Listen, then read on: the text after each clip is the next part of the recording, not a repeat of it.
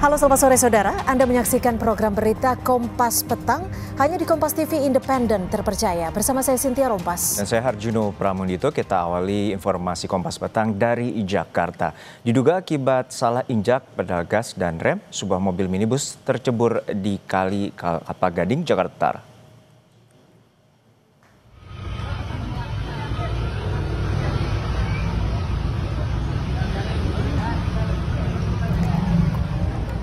Sebuah minibus berwarna putih yang dikendarai seorang ibu jatuh ke kali yang berada di kawasan Kelapa Gading, Jakarta Utara. Dengan dibantu warga, pengemudi yang juga seorang ibu dan anaknya berhasil dievakuasi keluar dari mobil. Menurut saksi, mobil itu jatuh ke kali diduga karena pengemudi salah injak pedal yang seharusnya pedal rem justru pedal gas saat akan parkir.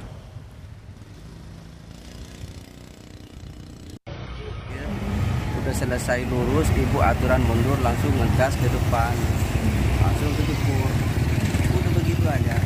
Di dalam ada yang punya mobil, ibu sama anaknya yang masih TK, cuman tidak apa-apa, masih sehat. Informasi lain, saudara, diduga korsleting di bagian mesin. Sebuah mobil hangus terbakar di ruas tol Jakarta Cikampek, kilometer 27A, Cikarang Barat, Kabupaten Bekasi. Tidak ada korban jiwa dalam kebakaran tersebut, namun arus lalu lintas dari arah Jakarta menuju Cikampek tersendat.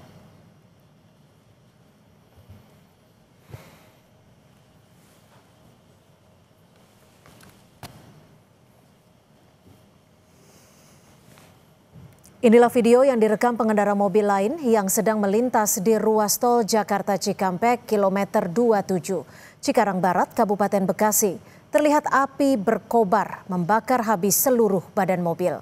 Sebelum terbakar, diketahui mobil melaju dari Jakarta menuju Cikampek.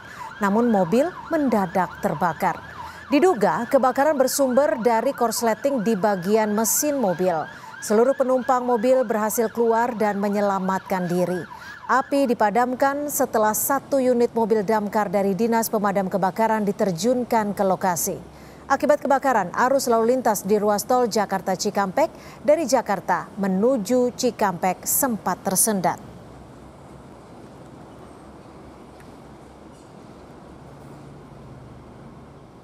Majelis Hakim Pengadilan Negeri Pariaman menjatuhkan vonis hukuman mati terdakwa kasus pembunuhan dan pemerkosaan gadis penjual gorengan di Sumatera Barat. Indra Septriaman alias Indragen mendapatkan vonis hukuman mati dari Majelis Hakim Pengadilan Negeri Pariaman karena terbukti secara sah melakukan pembunuhan berencana dan pemerkosaan gadis penjual gorengan. Vonis hukuman mati ini sesuai dengan tuntutan dari jaksa. Orang tua korban Nia Kurniasari menilai vonis hakim sesuai dengan perbuatan pelaku. Sementara kuasa hukum dari pelaku memastikan akan mengajukan banding.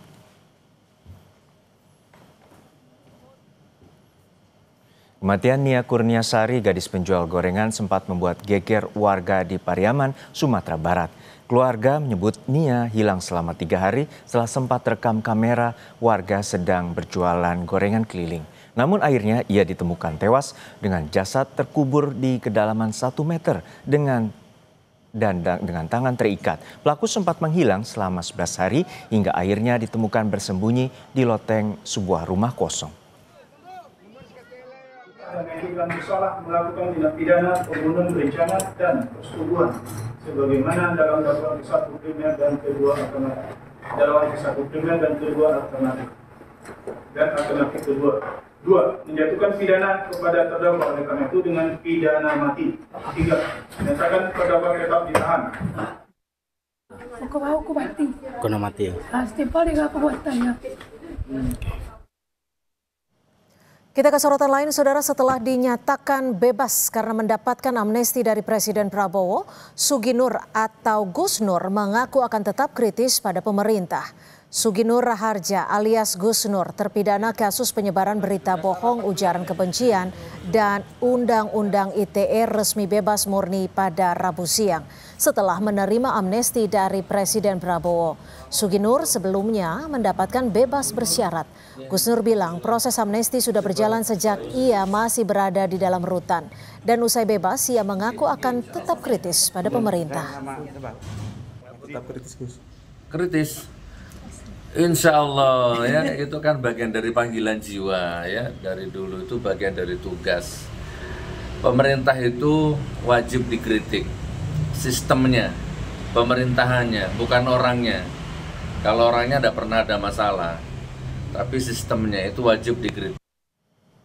Sementara itu, Saudara, Kepala Seksi Bimbingan Klien Dewasa Balai Pemasyarakatan Malang, Sofia Andriani menjelaskan, sejak tanggal 2 Agustus, Gus Nur tidak lagi menjadi klien Bapas untuk masa bimbingan. Gus Nur terkena kasus setelah membuat podcast yang mempertanyakan keaslian ijazah Jokowi di kanal YouTube pada 26 September 2022 dan 27 September 2022. Bersama Bambang Trimulyono, ia pun divonis 4 tahun dan denda 400 juta rupiah di tingkat banding. Jadi kebetulan saja Gus Nur ini sedang menjalani masa pembebasan bersyarat menjadi klien Bapas untuk menjalani bimbingan sampai tahun 1 Mei 2027. Tapi berhubung mendapat amnesti, sejak tanggal 2 sudah kami akhiri masa bimbingan.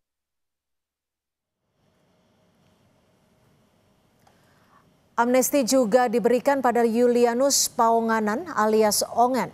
Menteri Koordinator Bidang Hukum, HAM, Imigrasi, dan Pemasyarakatan Yusril Iza Mahendra mengatakan Ongen mendapat amnesti dari Presiden Prabowo karena kasusnya terkait politik. Kasus Ongen adalah pelanggaran Undang-Undang ITE karena menghina Presiden ke-7 RI Joko Widodo. Ongen ditangkap pada 2015. Memang itu kan tindak pidana terkait dengan politik ya. Kita ketahui tidak pidana seperti itu memang biasanya akan menjadi subjek bagi amnesti dari polisi. Jadi Pak Ongen itu memang sudah divonis, tapi sekian lama tidak dieksekusi.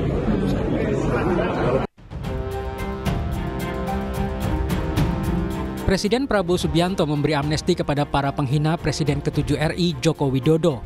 Salah satunya Julianus Paonganan alias Ongen, terpidana kasus pelanggaran Undang-Undang Informasi dan Transaksi Elektronik ITE karena menghina Jokowi pada 2016 lalu.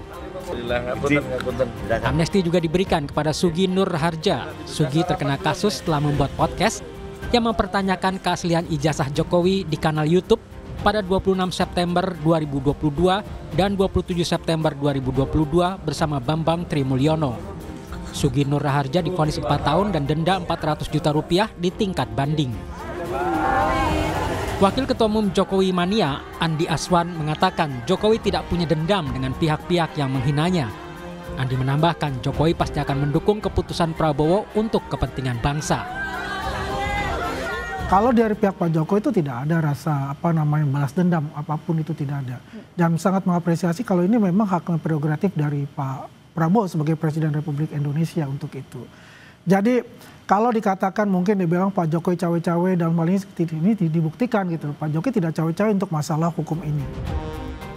Ketua Great Institute Sahganda Nainggolan menyebut jika Jokowi tidak menerima keputusan Prabowo memberikan amnesti, dia menyarankan Jokowi keluar dari rezim Prabowo.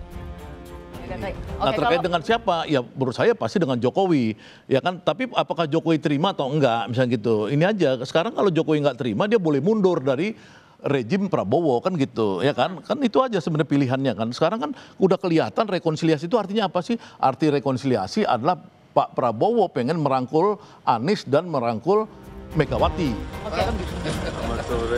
Direktur Eksekutif Carta Politika Yunarto Wijaya menilai pemberian amnesti ini menunjukkan Prabowo berhasil keluar dari bayang-bayang Jokowi. Paling tidak Pak Prabowo semakin menegaskan bahwa salah pandangan yang mengatakan bahwa Jokowi itu masih menjadi bayang-bayang saya, bahwa saya masih ada di bawah bayang-bayang mantan presiden. Saya sebelumnya dari awal sudah melihat sebenarnya dari sisi kebijakan Pak Prabowo sudah berdiri sendiri. Ini khasnya Prabowo, bukan Jokowi, kebijakan yang sangat berbeda. Pemerintah beralasan pemberian amnesti kepada para terpidana itu agar tercipta persatuan. Terlebih lagi Indonesia akan memperingati hari ulang tahun ke-80 pada 17 Agustus mendatang. Tim Liputan Kompas TV.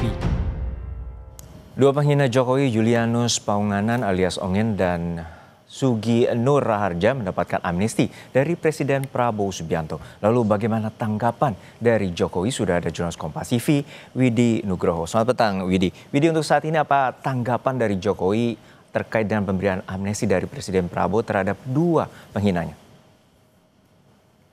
Ya, Juno dan saudara, memang sampai saat ini Presiden ke-7 Joko Widodo belum angkat bicara soal pemberian amnesti kepada para penghinanya yang dulu terjerat kasus pidana pada saat pemerintahannya dan saat ini sudah diberikan amnesti oleh Presiden Prabowo. Namun beberapa waktu lalu, minggu lalu tepatnya, kami sempat mewawancarai Jokowi, hampir mirip. Artinya waktu itu kami mewawancarai soal abolisi dan amnesti yang diberikan kepada Tom Lembong dan juga Hasto Kristianto. Waktu itu Jokowi mengatakan bahwa itu semua adalah hak prerogatif dari Presiden. Tentunya sudah melalui pertimbangan-pertimbangan matang dan juga ada pemikiran-pemikiran yang itu merupakan hak dari Presiden sendiri, tidak bisa dicampuri oleh intervensi dari siapapun. Artinya di sini memang pada saat itu Jokowi masih mendukung dari apa yang dilakukan oleh Presiden Prabowo. Namun terkait dengan pemberian amnesti kepada Gus Nur ataupun Ongen, memang Jokowi belum angkat bicara soal ini. Dan memang pada saat itu, seperti kita ketahui, Jokowi sendiri tidak melaporkan secara langsung orang-orang ini ke polisi. Artinya yang melaporkan pada saat itu justru dari orang lain, baik dari relawannya ataupun dari orang-orang yang mungkin merasa bahwa apa yang dilakukan oleh para penghina Jokowi ini tidak pantas. Dan Jokowi sendiri memang sampai saat ini juga tidak pernah melaporkan orang-orang itu pada saat dia menjabat. Baru setelah dia tidak menjabat, kemarin dia membuat laporan di Polda terkait juga dengan ijazah yang diduga palsu tersebut, membuat laporan dengan tuduhan fitnah dan pencemaran nama baik. Ini dilakukannya setelah tidak menjabat. Tapi pada saat dia menjabat sebagai presiden dulu, dia tidak pernah istilahnya melakukan laporan ke manapun dan melaporkan siapapun terkait hal ini. Berbeda dengan saat ini, dan kami juga masih terus menunggu konfirmasi dari Jokowi sendiri apakah dirinya mendukung pemberian amnesti oleh Presiden Prabowo ini atau tidak. Artinya di sini memang Jokowi sendiri masih belum terlihat sikapnya nanti apakah mendukung ataupun menolak dari amnesti yang diberikan oleh Presiden Prabowo kepada para penghinanya dulu. Juno. Baik, terima kasih atas laporan Anda terkait dengan pemberian amnesti pada dua penghinanya terhadap Joko Widodo. Terima kasih, Widi Nugroho dari Solo, Jawa Tengah. Saudara, informasi lainnya di Kompas Petang masih akan kami hadirkan selepas jeda. Di antaranya KPK akan panggil dua menteri era Jokowi untuk diperiksa kasus dugaan korupsi, yakni mantan Menteri Agama Yakut Holil Komas dan mantan Mendikbudristek Nadiem Makarim.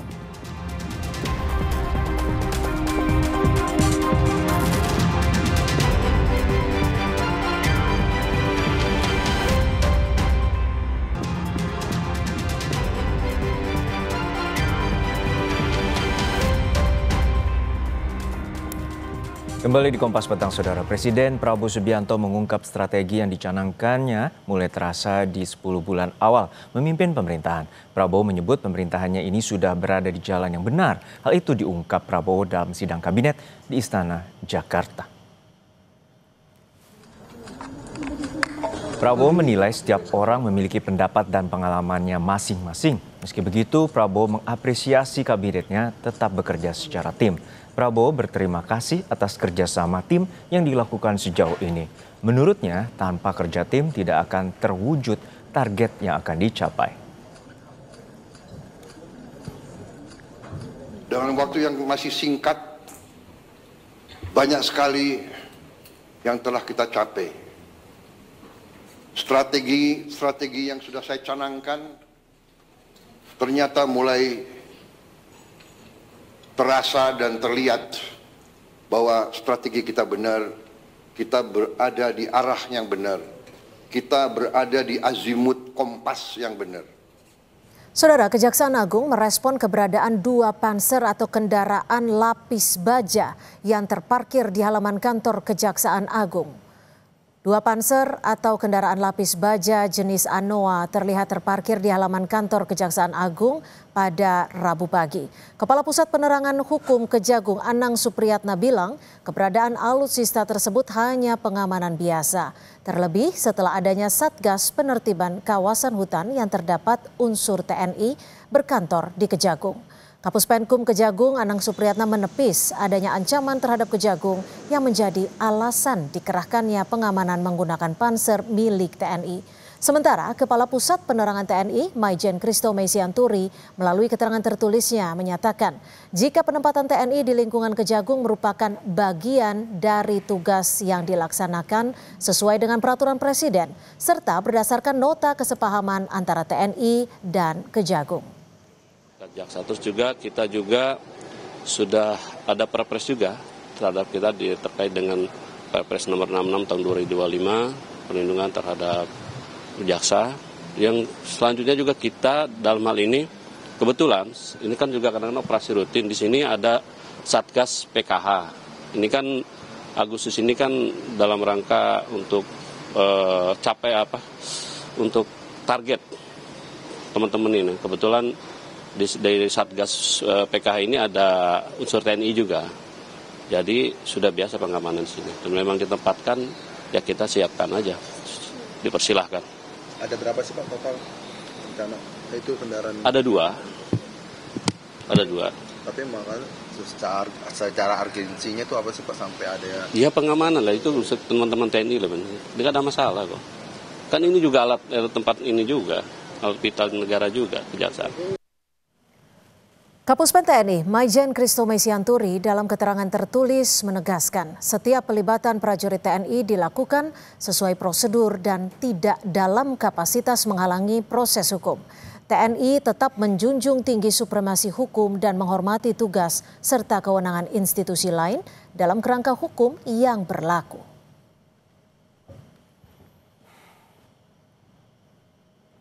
Juru bicara KPK Budi Prasetyo membenarkan jika KPK akan meminta keterangan kepada mantan Menteri Agama Yakut Khalil Qaumas terkait dugaan korupsi kuota haji tahun 2024. KPK berharap yang bersangkutan hadir dalam pemanggilan yang dijadwalkan pada Kamis besok.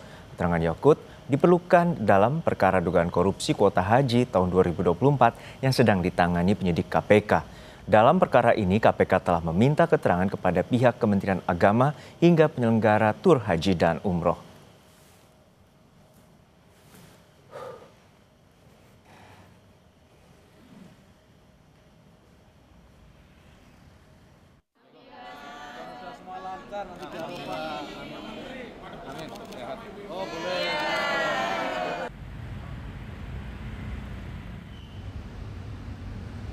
Panggilan oleh KPK kepada saudara IEQ, mantan Menteri Agama terkait dengan dugaan perkara tindak pidana korupsi pada kuota haji.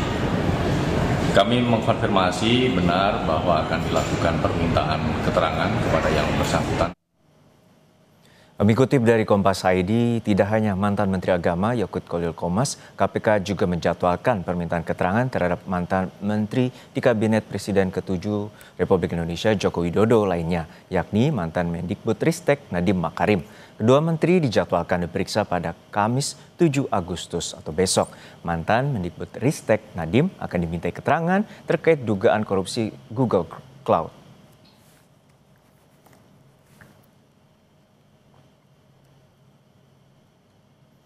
Saudara, setelah sempat diblokir, Pusat Pelaporan dan Analisis Transaksi Keuangan PPATK sudah membuka kembali 122 juta rekening nganggur atau dorman. Apakah ini akibat dari gaduhnya warga yang merasa dirugikan akibat pemblokiran sementara?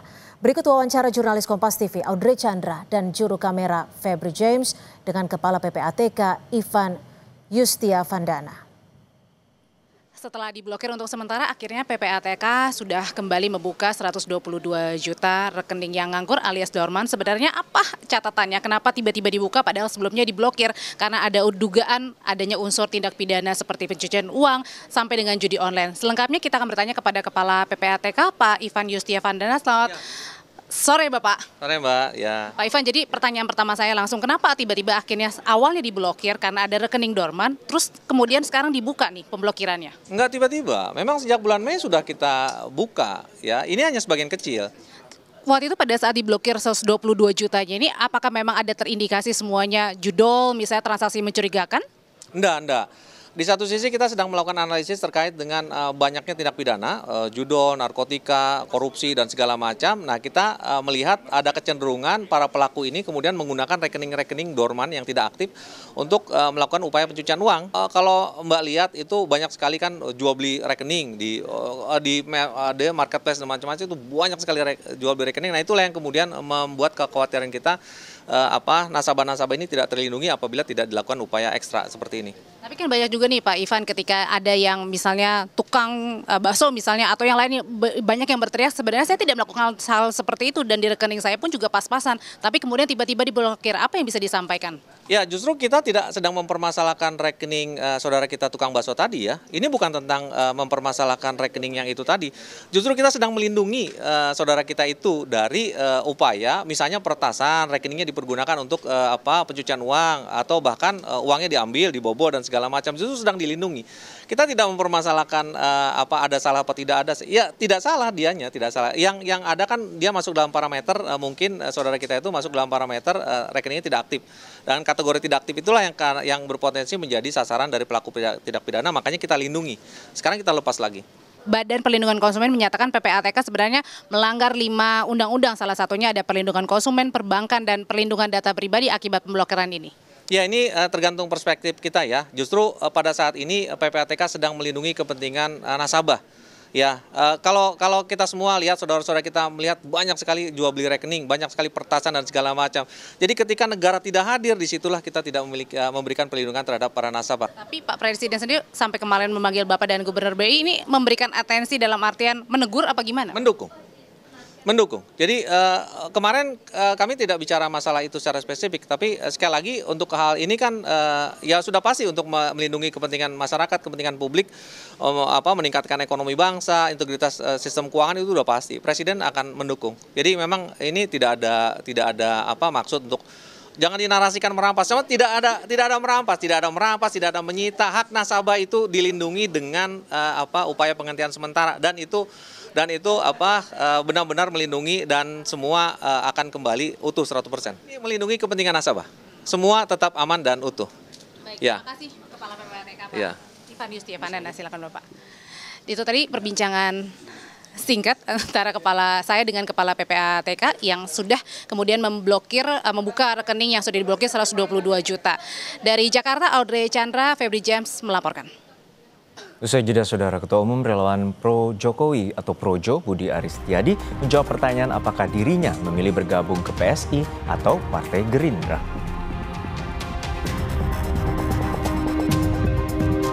Kejaksaan Agung mengonfirmasi Kejari Jakarta Selatan segera layangkan panggilan pada relawan Jokowi Sylvester Matutina untuk jalani eksekusi terkait kasus fitnah terhadap Yusuf Kala.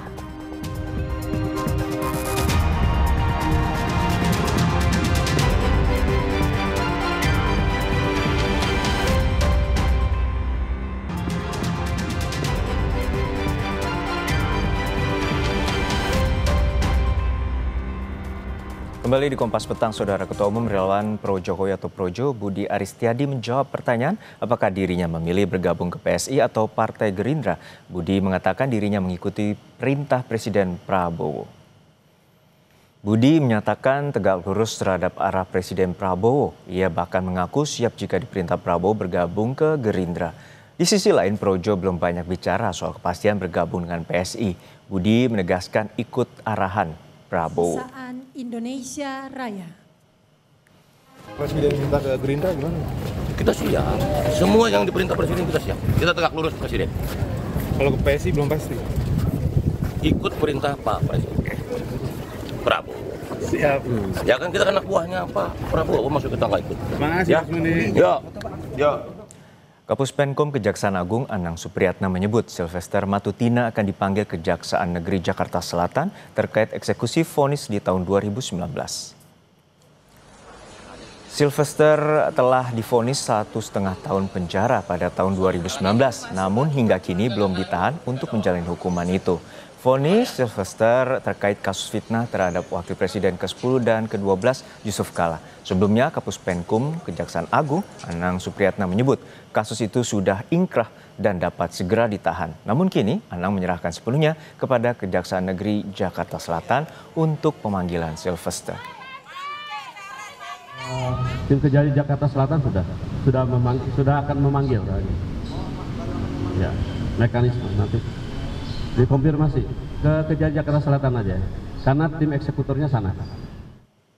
Sementara itu, Ketua Komisi Kejaksaan Republik Indonesia, Pujiyono Nuwadi, meminta eksekusi terhadap terpidana Sylvester Matutina yang telah diputus bersalah dalam kasus fitnah terhadap Wapres ke-10 dan ke-12, Yusuf Kala, segera dilakukan Kejaksaan Agung.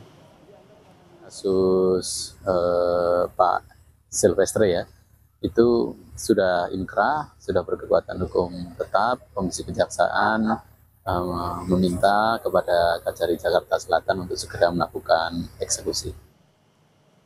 Sementara itu, Menteri BUMN Erick Thohir yang ditemui di Istana Negara Jakarta Rabu siang sebelum rapat kabinet enggan menjawab soal pengangkatan Sylvester yang berstatus terpidana sebagai komisaris independen di ID Food dan PT Raja Wali Nusantara Indonesia atau PT RNI. Ini kan dari komisaris ID Food, cuman statusnya terpidana, apakah akan dipertimbangkan untuk status komisaris independen ya Pak? Pak Erik? Di laman resmi ID Food, Sylvester tercatat sebagai salah satu komisaris independen. Sylvester ditetapkan sebagai komisaris independen PT RNI Persero berdasarkan Surat Keputusan Menteri Badan Usaha Milik Negara nomor SK 58 MBU pada tanggal 18 Maret 2025. Mengenai urusan hukum saya dengan Pak Yusuf Kala, itu sudah selesai dengan ada perdamaian. Kasus yang menjerat Ketua Umum Solidaritas Merah Putih, Sylvester Matutina dalam perkara fitnah terhadap Wakil Presiden ke-10 dan 12 RI, Yusuf Kala, kembali mencuat. Sejak dijatuhi vonis hukuman penjara hingga kini Sylvester belum ditahan untuk menjalani hukuman. Lamanya proses eksekusi yang tak kunjung dilakukan kejaksaan memunculkan sejumlah spekulasi di kasus ini. Sebelumnya Sylvester mengaku sudah berdamai dengan JK, meskipun hal itu tak menghapus vonis yang telah menjeratnya. Soal lama proses eksekusi, Kapus Penkum Kejaksaan Agung Anang Supriyatna memastikan proses hukum tetap berjalan dan eksekusi dilakukan sesuai putusan pengadilan. Kejaksaan tetap melaksanakan sesuai dengan aturannya. Kita kan sudah inkrah, artinya terlepas dari ada perdamaian. Kalau perdamaiannya sebelum penuntutan biasanya dipertimbangkan. Tapi ini kan sudah selesai. Artinya ya silakan aja nanti punya cara-cara lain, yang jelas Kejaksaan akan melaksanakan nantinya mengeksekusi terhadap putusan pengadilan tersebut. Berarti hukum kita tetap berjalan? Hukum kita tetap berjalan secara. Sementara itu, dosen Fakultas Hukum Universitas Hasanuddin Makassar yang juga rekan Yusuf Kala, Hamid Awaludin, mengaku heran mengapa Sylvester tak jua dieksekusi meski telah diputuskan bersalah oleh Mahkamah Agung. Hamid tak mau melempar dugaan lebih jauh soal lamanya eksekusi vonis terhadap Sylvester Matutina. Dia menghendaki bahwa putusan Mahkamah Agung itu harus dijalankan. Oke. Kan putusan hukum tertinggi dari lembaga hukum tertinggi. Saya sudah lupa ini kasus. Ini kan 6 tahun yang lalu ini kasus. Sejak diputuskan loh ya. Menggelindingnya ini kasus kan 2017, 8 tahun yang lalu.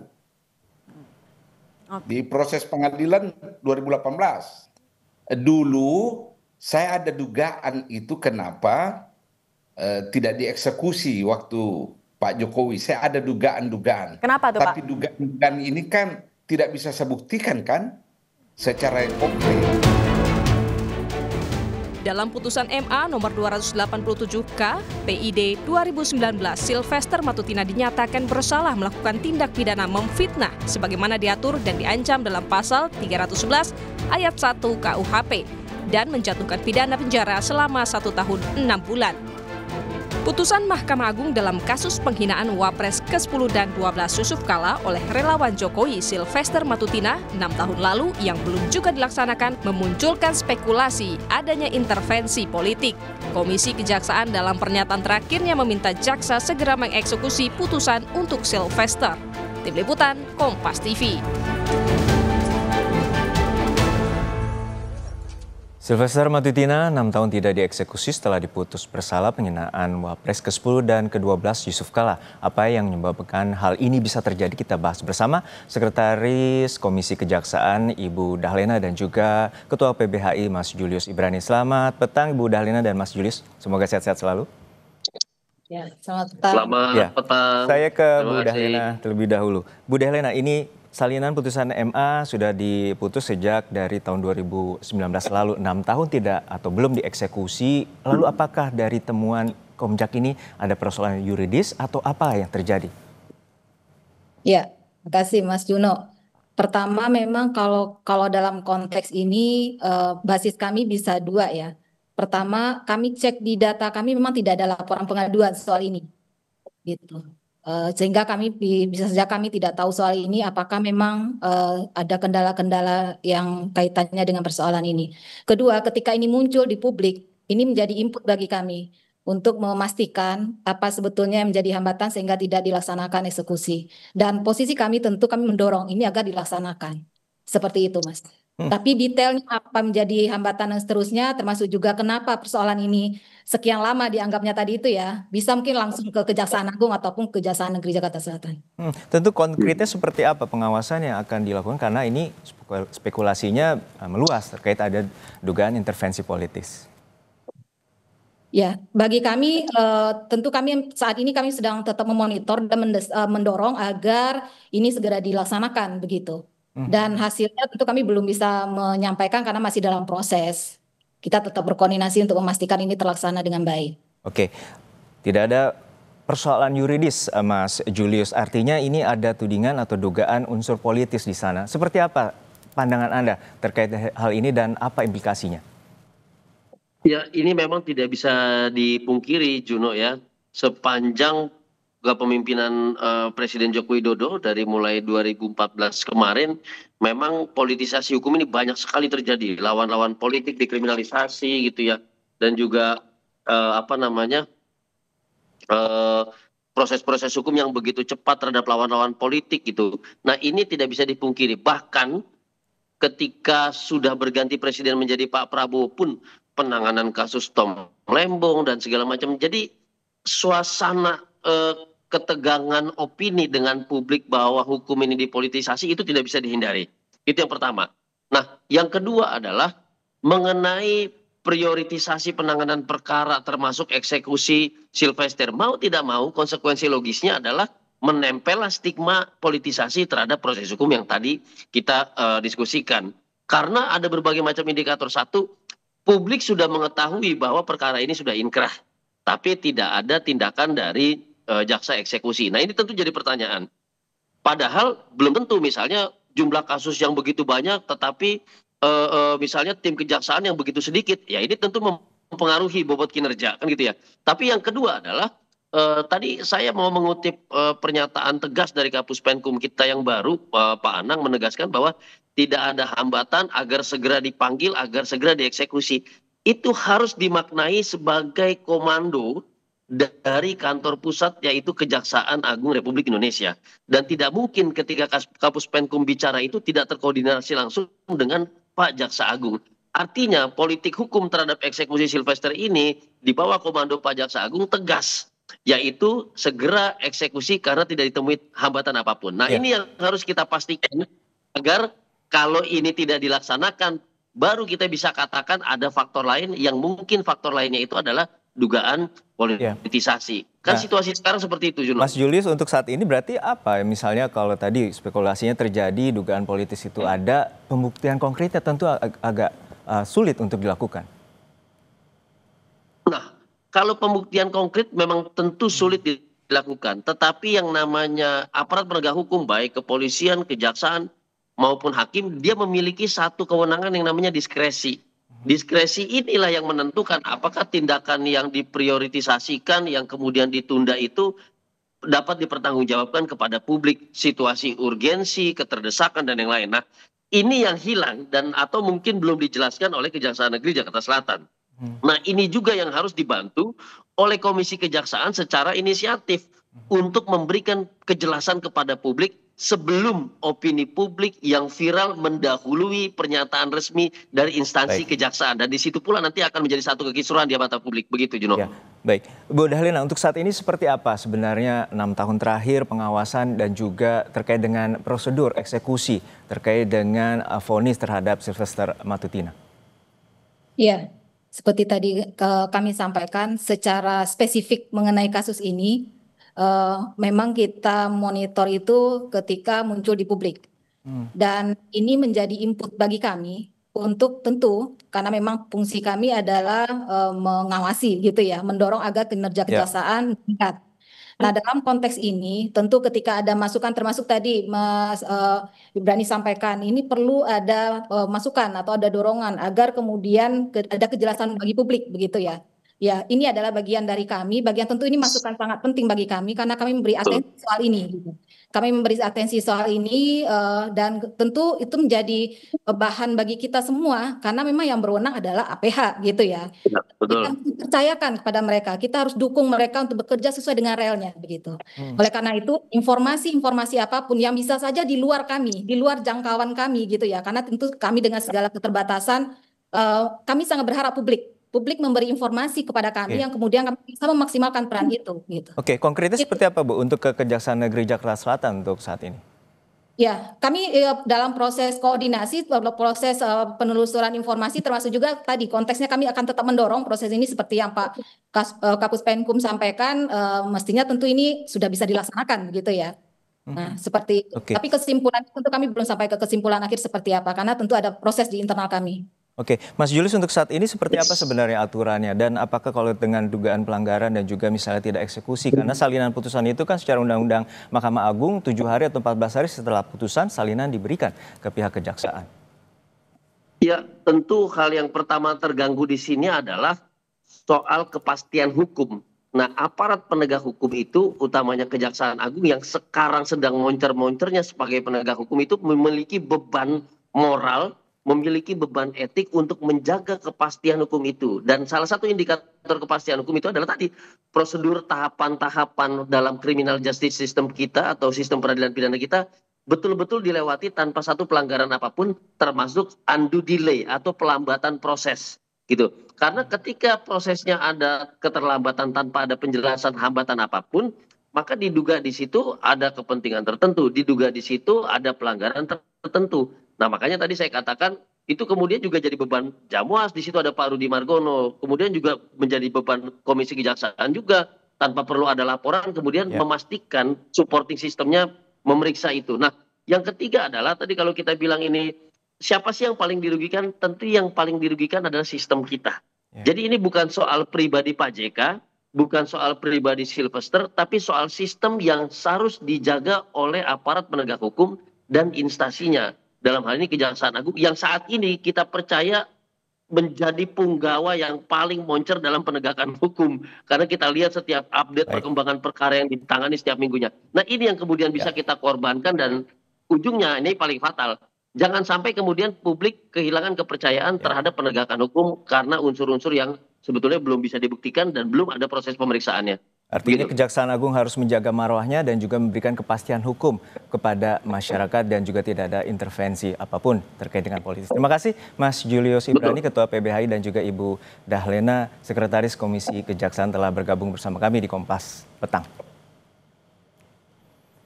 Usai jeda saudara, di tengah blokade bantuan yang masih terjadi di Gaza, Palestina, bantuan dari udara masih menjadi satu-satunya cara untuk menyalurkan bantuan kepada warga Gaza yang tengah kelaparan.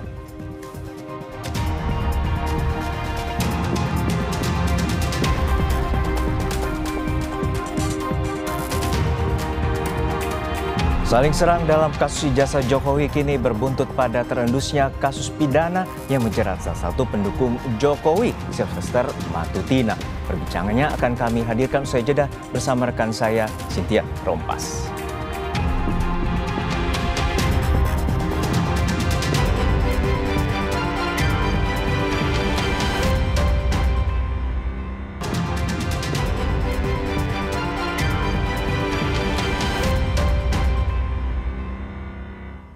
Terima kasih Anda masih bersama kami di Kompas Petang, saya Cynthia Rompas. Saudara, saling serang dalam kasus ijazah Jokowi kini berbuntut pada terendusnya kasus pidana yang menjerat salah satu pendukung Jokowi, Sylvester Matutina.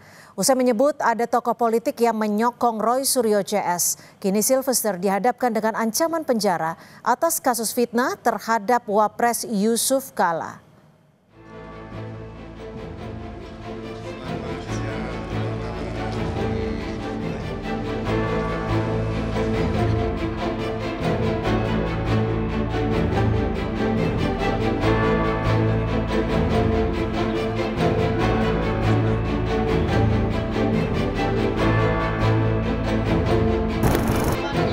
Ketua Umum Solidaritas Merah Putih Sylvester Matutina mengaku telah berdamai dengan Yusuf Kala terkait kasus fitnah yang ia lontarkan saat berorasi di Mabes Polri tahun 2017 lalu. Kala itu pendukung Jokowi ini juga jelaskan sudah bertemu JK sebanyak 3 kali.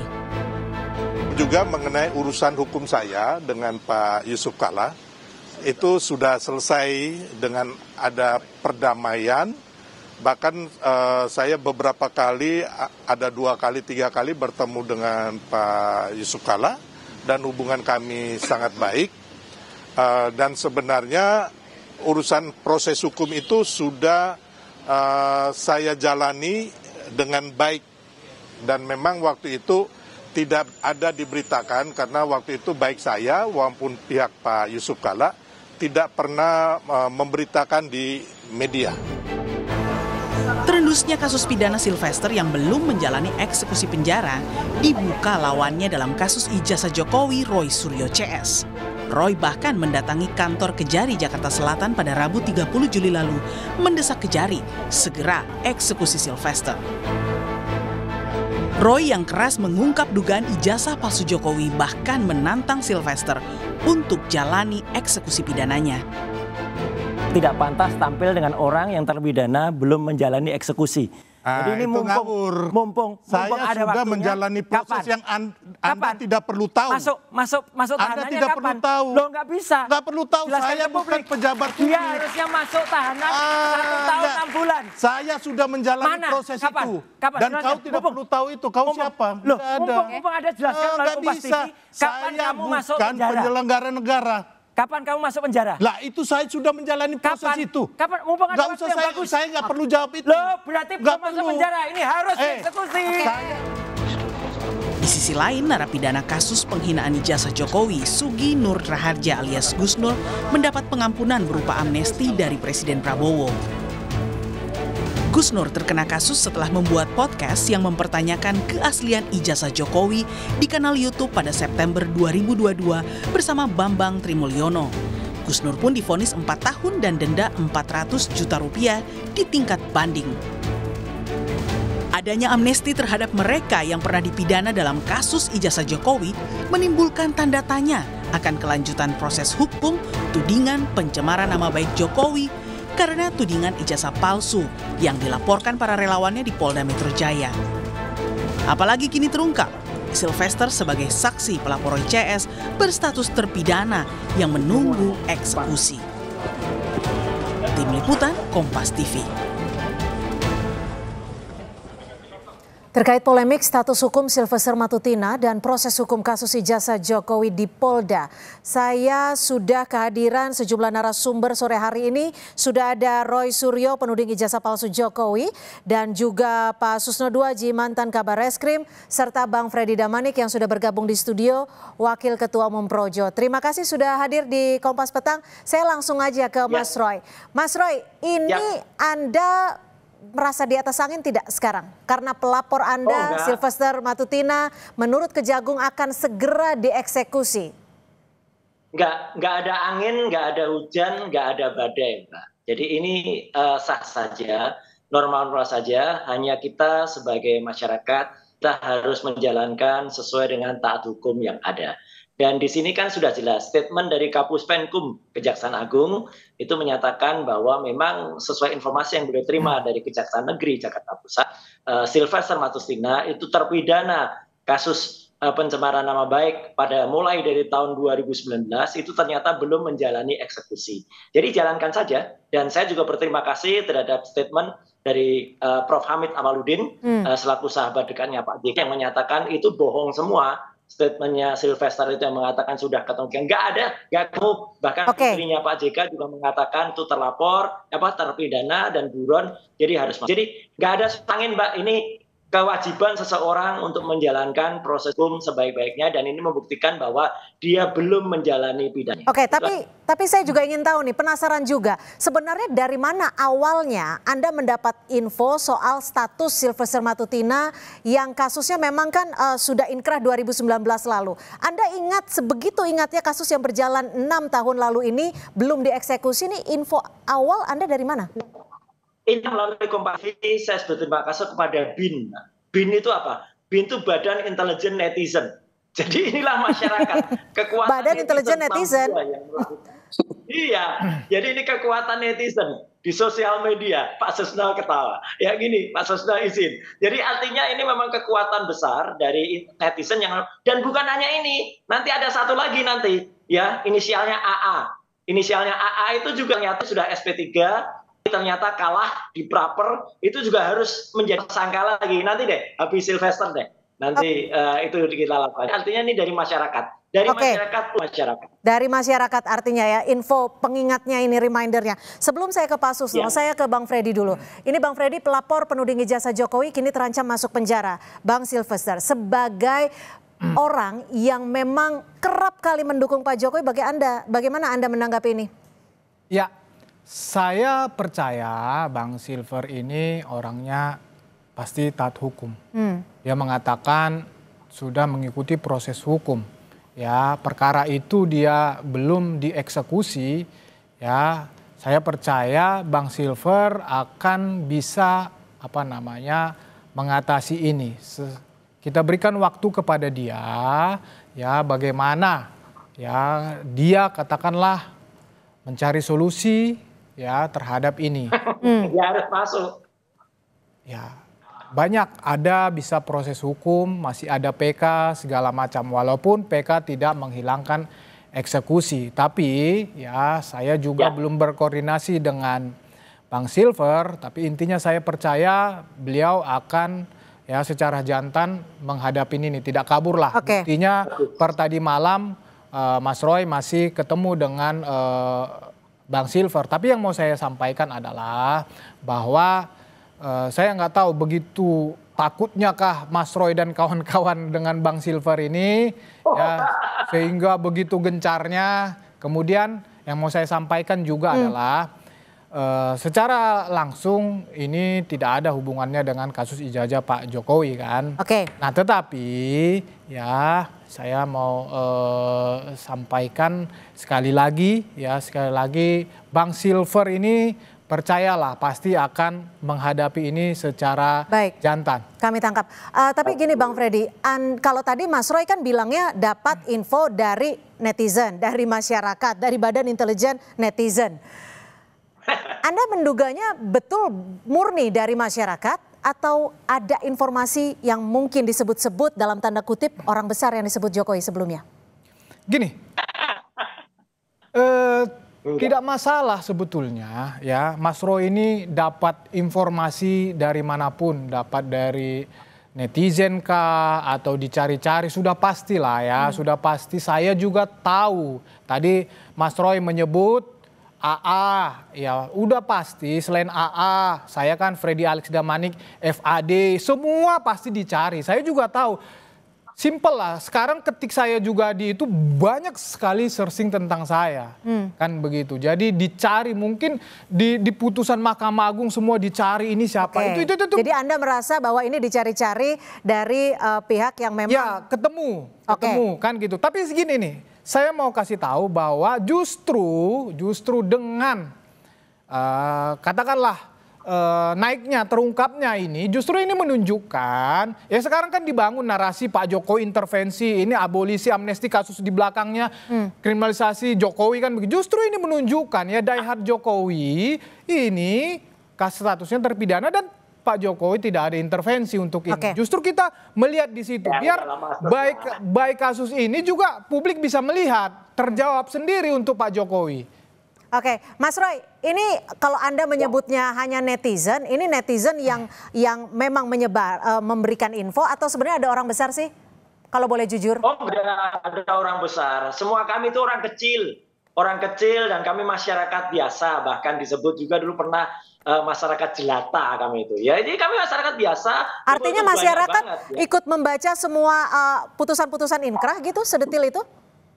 Iya, enggak. Ya, saya nggak tahu mereka dapatnya dari mana, tapi jelas bisa saya tunjukkan kok. Gitunya. Itu dari X ada, dari Instagram juga ada. Mereka informasikan, ini loh Mas. Ini kata si Silvester itu belum masuk, terus saya cek lagi itu. Oh, daya ingat masyarakat cukup kuat ya, Mas Roy ya? Betul, iya banyak banget dari netizen. Oke, Pak Susno, ini kan kalau status pelapornya ternyata terpidana, Bang Silvester, apakah kualitas dari keterangan yang diberikannya masih bisa digunakan penyidik? Dan apa dampaknya terhadap laporan mereka terhadap Roy Suryo CS? Baik, saya tanggapi ya. Yang pertama, status pelapor kan tidak ada masalah gitu kan. Tidak masalah, siapa saja boleh. Tetapi kebenaran isi laporan itu kan nanti harus dibuktikan secara hukum. Tetapi di luar itu kita tarik suatu hikmah yang sangat bagus gitu ya. Hikmahnya apa? Ternyata aparat penegak hukum kita, khususnya kejaksaan, lupa atau terlalu sibuk atau lalai, mudah-mudahan karena kesibukan yang luar biasa ada suatu yang terselip. Itu satu. Saya positif thinking saja sama kejaksaan kita, seluruh jajarnya prestasinya luar biasa ya dalam ungkap korupsi. Tapi satu lagi tugas jaksa adalah menjalankan eksekusi gitu. Dan mudah-mudahan rakyat, katanya Pak Roy tadi, rakyat jelata ini cinta sama kejaksaannya dan membantu.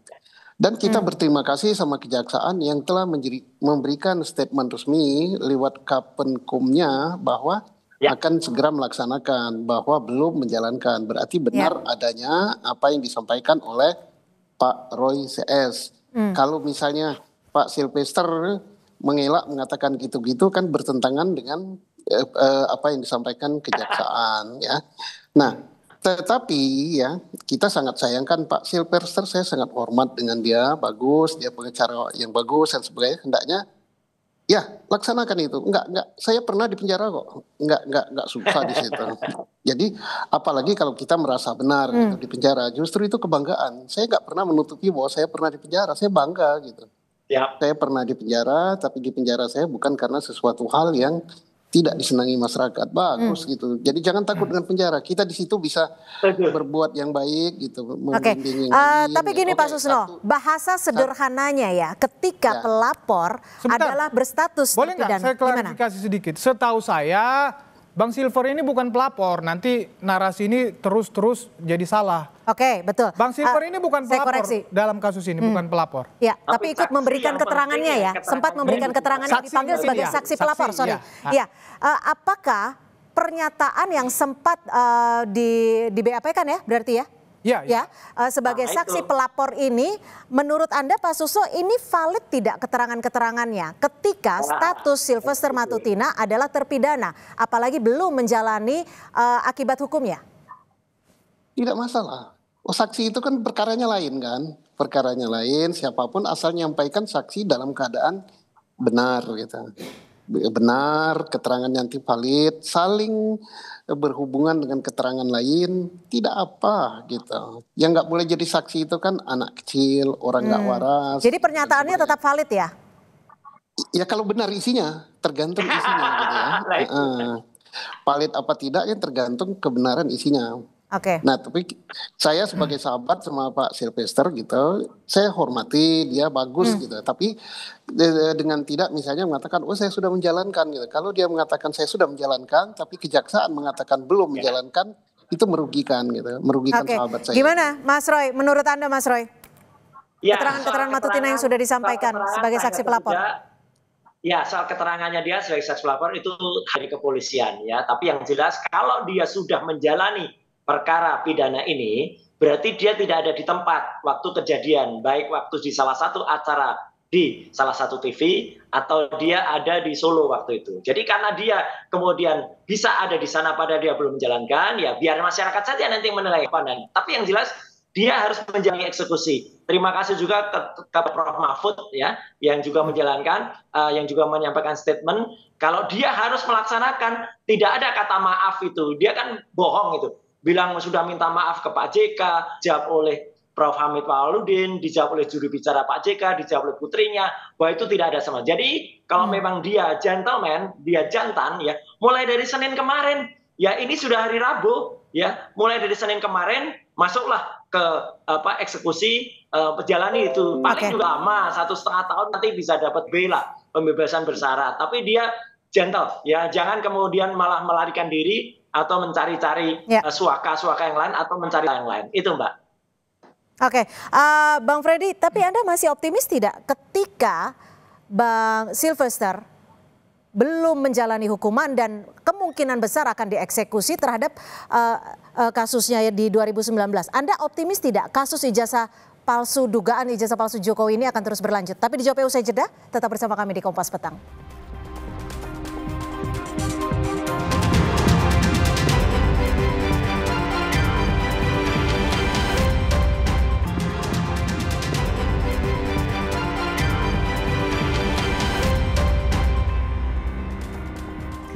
Yang menjadi pertanyaan besar saat ini adalah sejumlah pihak terpidana yang terkait dengan kasus penghinaan terhadap Presiden ke-7 RI Joko Widodo ini diberikan amnesti, pengampunan oleh Presiden Prabowo Subianto.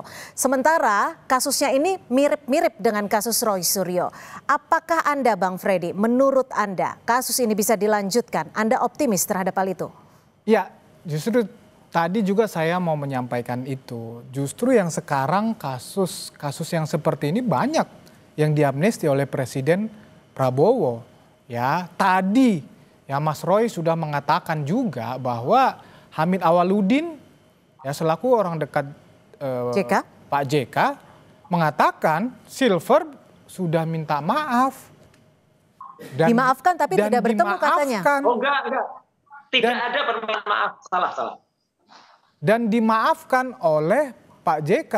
Tapi gini, kalau kita bicara hukum, permintaan maaf kan tidak menghapuskan akibat hukum yang sudah inkrah. Jadi maksud saya kan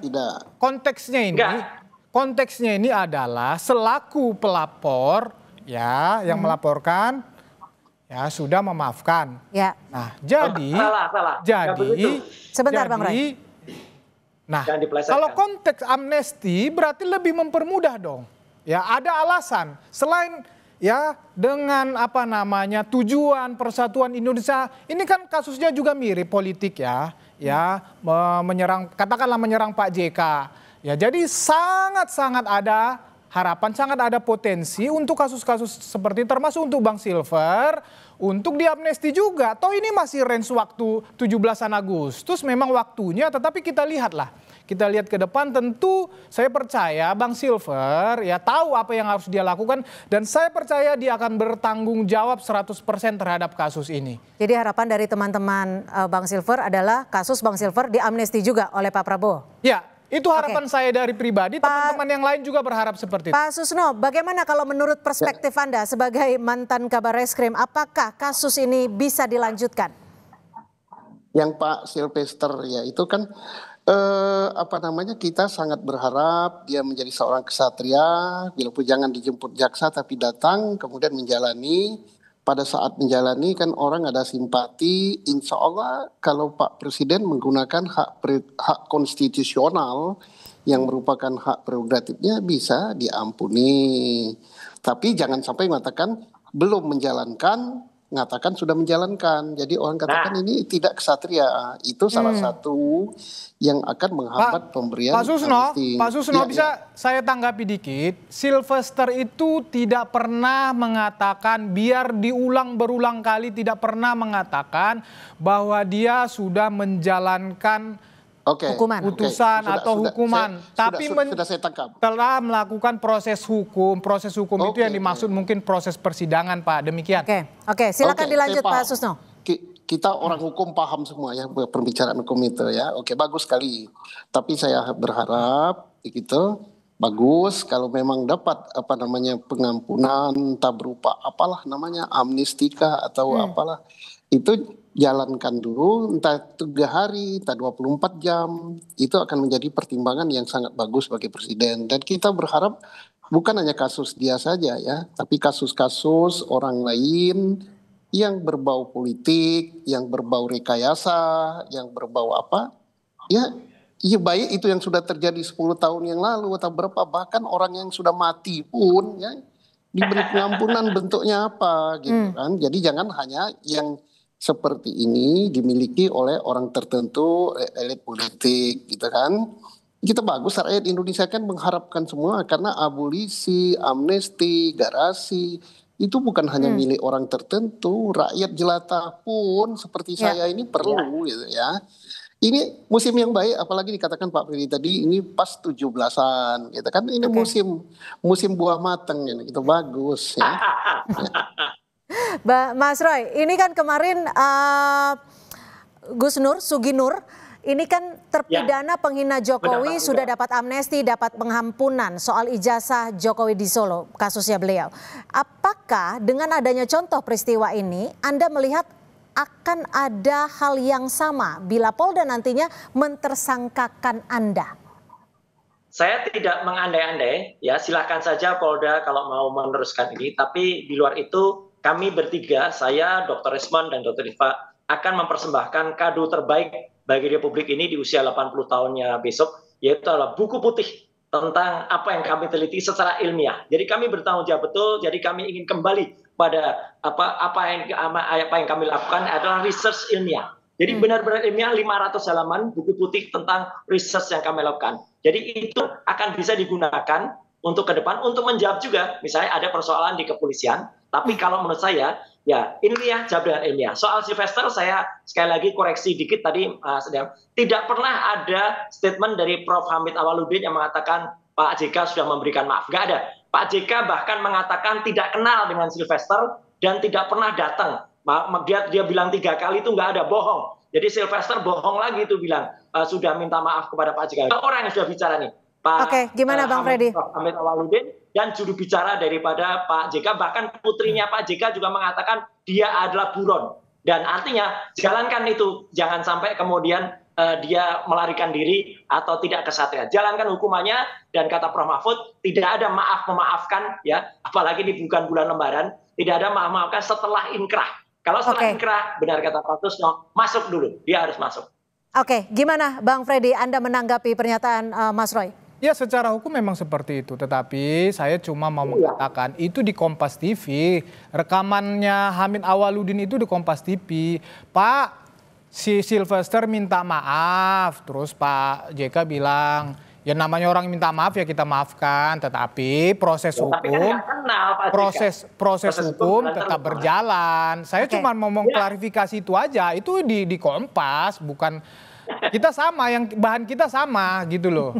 Nah jadi artinya Pak JK secara pribadi sudah tidak masalah dengan kasus ini. Tetapi proses hukum berjalan dan berakhir di putusan kasasi, itu realita, itu fakta hari ini kan begitu. Mas Roy dan kawan-kawan mendorong dilakukan eksekusi itu terserah, itu hak Anda sebagai masyarakat, ya silahkan. Tetapi saya sekali lagi mau menyampaikan ya, itu tadi disampaikan Gus Nur ya, banyak yang lainnya mendapat amnesti, abolisi.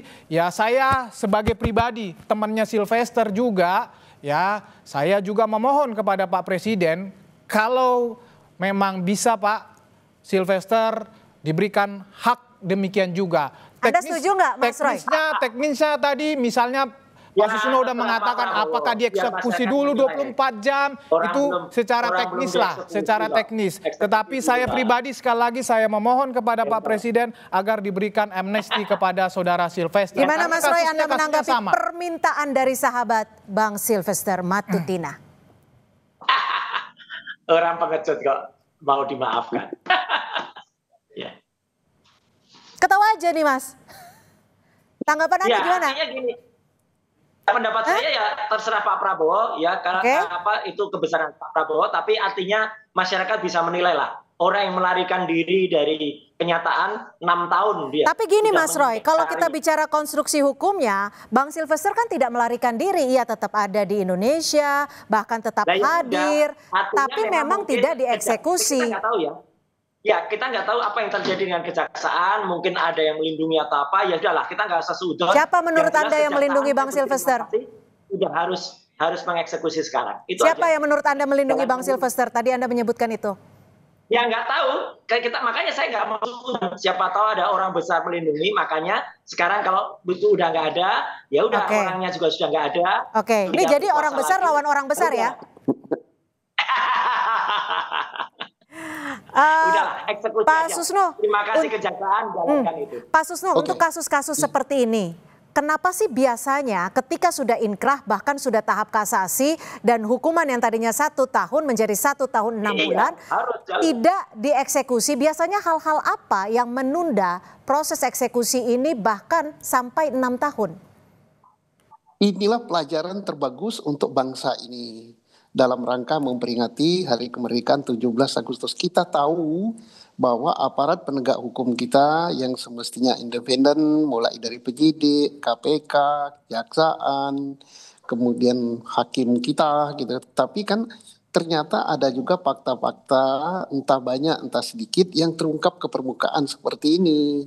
Kita tidak melihat dari segi negatifnya. Kita positive thinking, oh ada yang bahkan sampai 9 tahun atau 6 tahun tidak dieksekusi.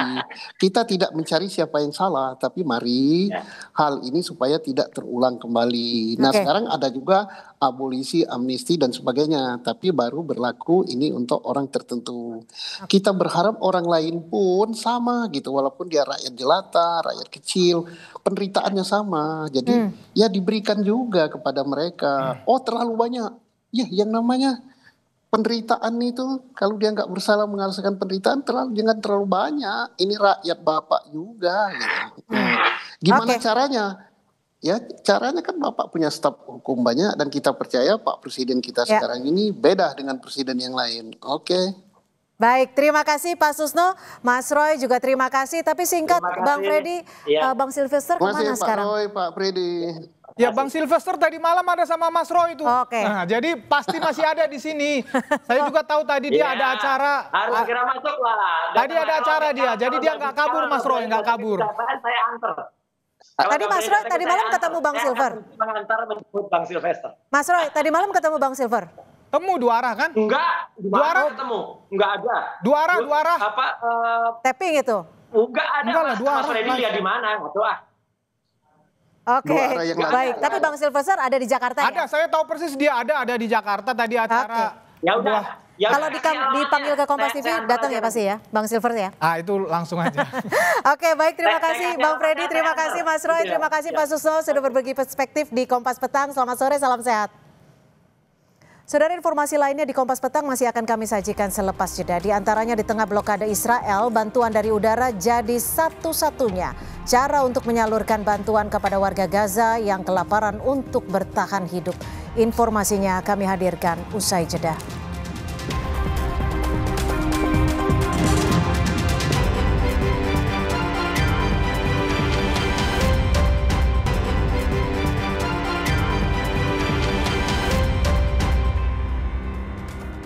Di tengah blokade bantuan yang terjadi di Gaza, Palestina, jalur udara masih menjadi satu-satunya cara untuk menyalurkan bantuan kepada warga Gaza yang kelaparan.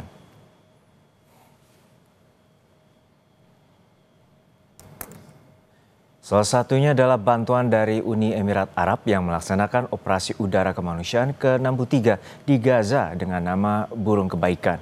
Operasi ini dilakukan secara bekerja sama dengan Jordania dengan partisipasi negara-negara Eropa termasuk Prancis, Jerman, Belgia, dan Italia. Total ada 3.840 ton bantuan makanan dan pasokan bantuan kini telah dikirim melalui penerjunan udara.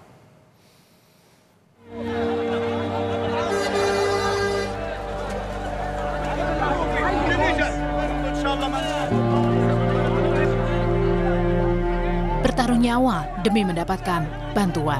Ini yang tengah terjadi pada warga Gaza, Palestina. Kelaparan yang melanda akibat blokade bantuan oleh Israel memaksa mereka harus bertaruh nyawa hanya untuk sekarung gandum atau satu kotak makanan siap saji. Maut semakin menghantui warga Gaza karena di saat mereka berdesakan merebut makanan dengan sesama warga Gaza, ada ancaman tembakan yang kerap dilakukan tentara Israel. Kondisi inilah yang terjadi di Zikim, Gaza Utara. Sedikitnya 3 orang tewas dan 15 orang lainnya terluka saat berusaha mendapatkan bantuan. Bagi warga Gaza, distribusi bantuan saat ini bagaikan perangkap maut. أنا بتكلم على المعاناة اللي الناس بتعملها هذه وبالنسبة للناس اللي تيجي تاخذ أكل. للأسف هذا مصيدة، هذه ما لهاش علاقة بأي شيء اسمه مساعدات أو زي ما الناس بيسموه مساعدات، هذه موت. اللي بيخد جوا هنا بيطلع من موت الجوع لموت إنه هو يروح شبعان لعياله، على أمل إنه هو يروح شبعان لعياله، للأسف. Kondisi yang sama juga terjadi di Khan Younis, Gaza Selatan. Saat truk bantuan datang, mereka langsung berdesakan mengambil bantuan makanan dan obat-obatan. Warga Gaza harus berebut dengan saudara-saudara mereka demi mendapatkan makanan untuk keluarga di rumah. مساعدات تدل قدام، هذه مش مساعدات بالطريقة، يعني أول حاجة إذا ما متش من إطلاق النار بتموت من الشهود. Pengiriman bantuan ke Gaza melalui udara jadi salah satu alternatif. Namun cara ini justru mendapat kecaman dari sejumlah pihak, termasuk organisasi bantuan internasional Doctors Without Borders. Pengiriman bantuan lewat udara dinilai membahayakan warga dan tidak manusiawi. Jumlah bantuan melalui udara yang terbatas memicu kericuhan sesama warga dan nyawa pun jadi taruhan. The major issue that we have with the airdrops is that they're dangerous.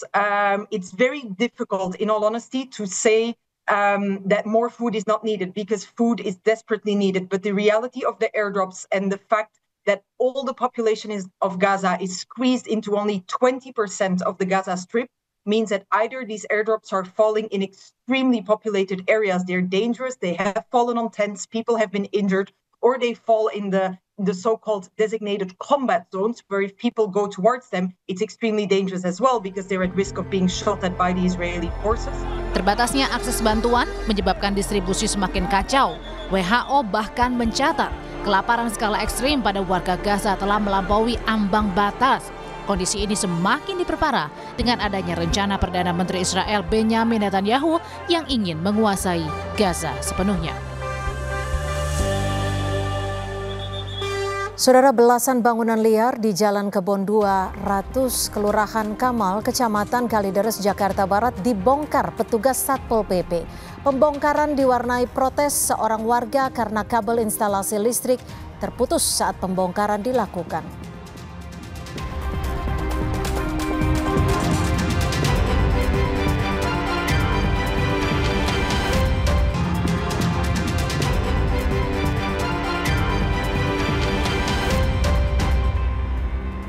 Belasan bangunan liar di Jalan Kebun 200, Kelurahan Kamal, Kecamatan Kalideres, Jakarta Barat dibongkar petugas Satpol PP.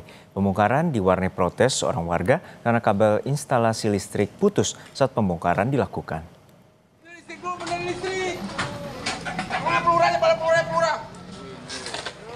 Warga ini berteriak kepada petugas lantaran kabel listrik yang tersambung di permukiman warga terputus akibat terkena reruntuhan bangunan saat pembongkaran 15 bangunan liar di sepanjang kawasan yang ditertibkan pemerintah kota Jakarta Barat karena berdiri di atas saluran air yang berdampak tersumbatnya aliran. Keberadaan bangunan juga menyebabkan kemacetan.